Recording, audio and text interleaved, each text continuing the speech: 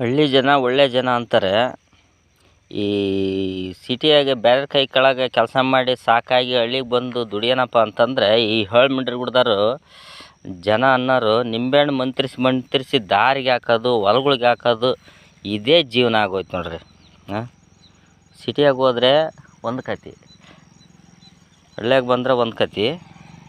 ಈ ಏಳು ಮಿಂಡ್ರಿಗುಡ್ದೋರು ಏನಪ್ಪ ಅಂದರೆ ಜನಗಳು ಪ್ರತಿದಿನ ಬರೀ ದಾರಿಗೆ ಹಾಕೋದು. ಗುರುವಾರ ಬಂತಂದರೆ ಭಾನುವಾರ ಬಂತಂದರೆ ಇದ್ಯಾವತ್ತು ಹುಣ್ಣಿಮೆ ಬಂತಂದರೆ ಅಮಾವಾಸ್ಯೆ ಬಂತಂದರೆ ಹಿಂಗೆ ದಾರಿಗಳಿಗೆ ನಿಂಬೆಹಣ್ಣು ಹಾಕೋದೇ ಬರೀ ಕತೆ ಆಯ್ತು.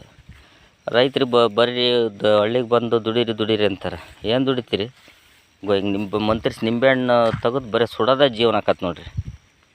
ಹೇಳ್ರಿ ತಿಳಿದಂಥವ್ರು, ತಿಳಿದಿದ್ದರಿಗೆ ತಿಳಿಲಾರ್ದರಿಗೆ